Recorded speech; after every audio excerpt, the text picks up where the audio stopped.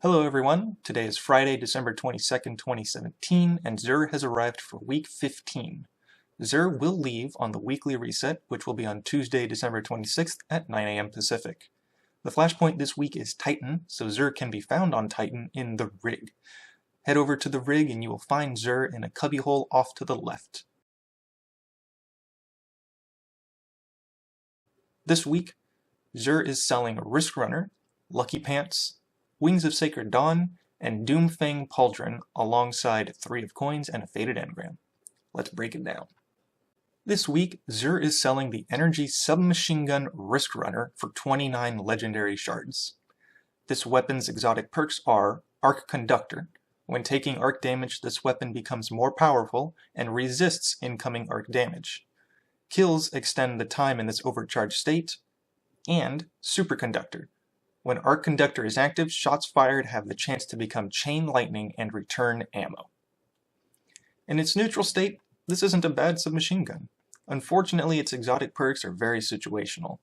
However, if you do manage to proc the exotic perks, you can go on a pretty amazing Chain Lightning killing spree. I think this is a weapon that a lot of people are sleeping on because it does take a little bit of strategy to utilize. If you don't already have it, and you have the shards to spare, I would recommend picking it up. For hunters, Xur has the Leg Armor Lucky Pants for 23 legendary shards. This armor piece comes with Mobility Enhancement or Plasteel Reinforcement perks. More resilience is the better option here. The exotic perk on these pants is Illegally Modded Holster. Precision hits load 1 round to the chamber of stowed hand cannons. If you didn't catch that, that's a different perk than it used to be. Also, this new perk seems to be in addition to the old perk, which increased ready speed and initial accuracy when swapped into a hand cannon. I tested this out a little bit and I actually really like it. It has a very Sturm and Drang feel to it, when paired with dodging, it can basically mean you never reload your kinetic or energy weapons. If you don't already have these pants and have the shards to spare, I'd recommend picking these up. These have definitely been improved. For Warlocks, Xur has the Chest Armor Wings of Sacred Dawn for 23 legendary shards. This armor piece comes with Mobility Enhancement or Restorative perks. Increased health recovery is the better option here. The exotic perk on this chest armor is Tome of Dawn. When Dawnblade is equipped, aiming weapons while in midair suspends you there for a short time, and precision hits extend this effect's duration. This chest piece is meant to be used with the Attunement of Sky branch on the Dawnblade subclass. When pairing these together, you have the ability to fight while gliding, dodge through the air, suspend yourself in the air for extended periods of time, and quickly regain grenade and melee energy for airborne kills. The synergy is obvious on paper. In action, it also works fairly well. Personally, I love the Dawnblade subclass and will be using this a lot in the near future. To get the most out of this chest piece definitely takes some skill, but there are certainly a few drawbacks to hanging in the air. Still, if you don't already have this chest piece and have the shards to spare, and even remotely like playing Dawnblade, I would recommend picking these up. For Titans, Xur has the Gauntlets Doomfang Pauldron for 23 legendary shards.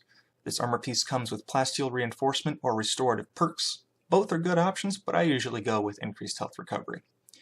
The exotic perk on these gauntlets is Horns of Doom.